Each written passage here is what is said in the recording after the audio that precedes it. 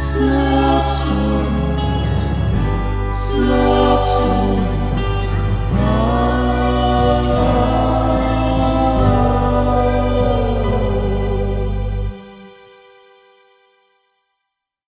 Slop Stories presents Angels and Friction by Tim DePaola. The crowd roared. Ronnie Johnny Jackson came around the corner at max speed, sparks flying and smoke pouring. His vibrant red and white leather suit caught the light in a way that would make angels sing, and far above they sang and they wept. His suit matched his street luge perfectly, radiating the finest style and highest class. The polished rims of the luge reflected the faces of the adoring audience as they cheered for the lightning-fast racer. From Ronnie's viewpoint, the world was a slot machine. Endless spinning colours went by on either side of him, moving so fast that locking his eyes onto one object was not a possibility. He realised about 5 minutes prior that there wasn't a way he could survive this run. He could hear in his earpiece that he had already broken every street luging world record imaginable. The announcers were howling like starved hyenas, mouths foaming with ravenous excitement. Ronnie Johnny Jackson wasn't just a street luger. He was also Dr. Ronald J. Jackson, who had doctorates in both nuclear physics and particle physics. Up until 3 years prior, Dr. Ronald had never been interested in street luging, let alone actually participating in the sport. During one of his many guest lectures at the University of Oxford, one of his pupils brought up street luging as an example of something that completely relies on gravity. This fascinated Dr. Ronald, and at that moment the student sparked a small flicker of obsession in the professor. Dr. Ronald was among the greatest minds in his field, his peers often deferring to his research when their own theories went down rabbit holes too far from his teachings. His studies were focused on the fundamental interactions: electromagnetism, gravitation, the weak interaction, and the strong interaction. Dr. Ronald was deeply invested in the strong force that held the basic building blocks of reality in place, and even theorized that there might be a fifth force. After months of trying to apply his knowledge of particle physics with street luging, he finally broke through the indestructible wall of gravity and began using the weak interaction to individually strengthen the pull of each particle in the wheels, down to the protons and neutrons, and all the way to the atomic nuclei. In layman's terms, he could easily beat any professional street luger in the world by having a force 1,111,000,000,100 times stronger than gravity. That was when Ronnie Johnny Jackson was born, and the doctor left his post at university to pursue more glorious endeavours. After effortlessly winning multiple gold medals, he quickly became a luging legend with worldwide recognition. Ronnie J.J. was the belle of the ball on every late-night talk show, sports broadcast, and he even landed himself a cameo in the latest Scorsese film.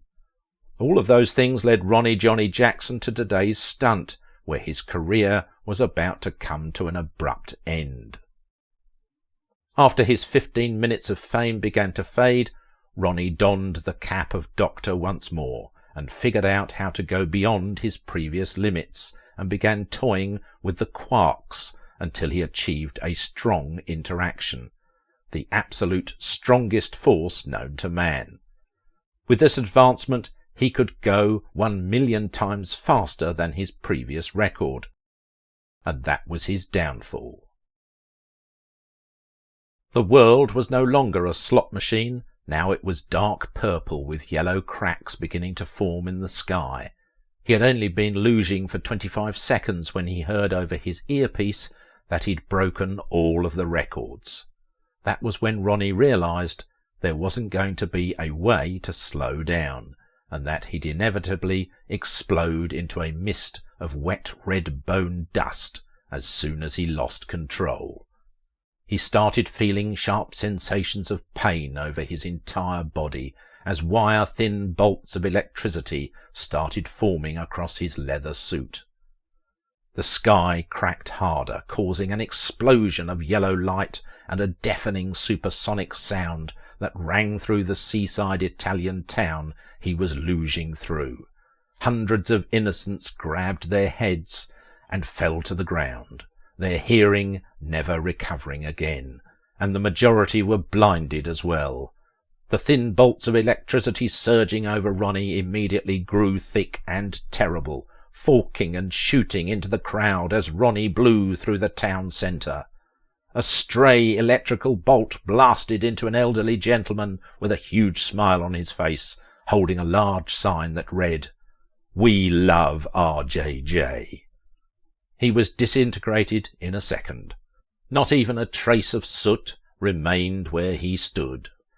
And that was just the first of many. Hundreds of the onlookers were fried as they cheered, having no idea that anything was out of place as they admired their exceedingly fast street luger. And then it happened. Ronnie's extreme speed made a fracture in reality. The dark purple sky shattered into pure golden light, and the force that followed was unlike any that had come before it in any of the known universes. The entire seaside town was decimated in an instant, completely rocked by the fully unleashed force from the dimensional door opening. The ground was unrecognizable, the ocean was shooting tsunamis in the opposite direction of the coast, and the Shroud of Turin that had been on loan at the local museum was forever lost. The remaining angels really wept at that. Ronnie Johnny Jackson's street luge lifted off the ground, as friction was a minor annoyance in the strong force's momentum. The golden light was all he could see now, and he and the luge began to slowly spiral towards the sky. Sacred geometry revealed itself to Ronnie as the spirals became wider and wider, patterns unlike any he'd seen filling every inch of the spiralling golden light. And then he slept. When Ronnie awoke, what lay before him was nameless, to our minds at least. Although hard to perceive, Ronnie could only describe what he saw as a neon line patterned city with computer chip grass. He heard something too blasphemous and beautiful to be a synthesizer, but it was the only way Ronnie could describe it. There were clock-like ethereal beings that would phase in and out of his vision. After months spending time in their presence, he was finally able to have a kind of conversation with them. Simon leaned forward and pressed pause on the recorder. "Are you sure you want to hear this next part, William?" "No, I think that's enough studying for today. I'm tired. I don't care what some quack doctor made up about another dimension," William said through an arrogant yawn. "I guess if you want me to ask, I will ask, where did Jackson end up?" Simon rolled his eyes, took a sip of scotch, and began to end his tale. Ronnie Johnny Jackson was found 2 days later in the middle of a Brazilian rainforest. He was arrested and charged for the alleged bombing and destruction of the seaside town of Trabacare.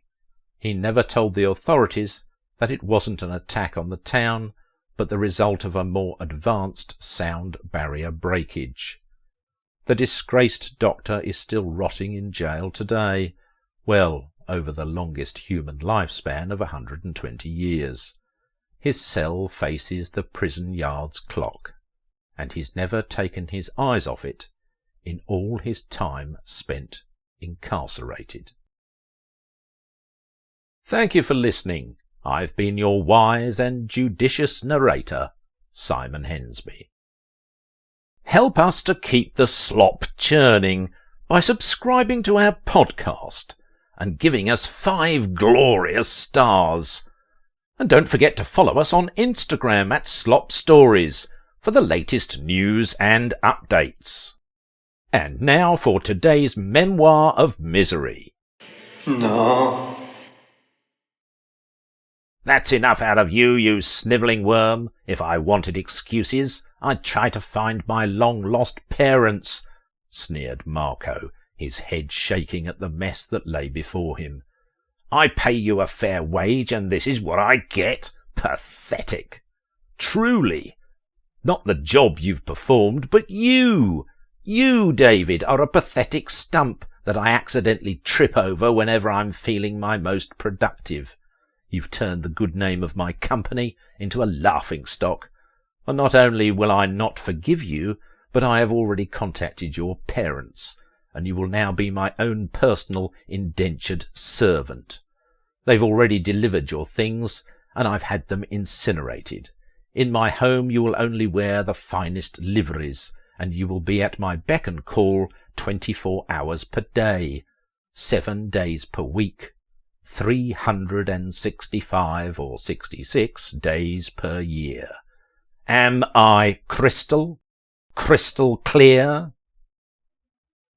David looked up at Marco, his eyes wet and face red. I don't work here, sir. You were on a tour bus. We are on our way to visit the temple ruins. Isn't that exciting? Marco looked at David for a long while, nodded, and dove headfirst out of one of the open windows on the bus. David had a great time visiting the temple ruins with his girlfriend, romantically proposing marriage to her at the peak of the temple in front of one of the largest sunsets he'd ever laid eyes on. She said yes. They kissed tenderly, and the sky was a burnt sienna as the sun began to dip out of sight.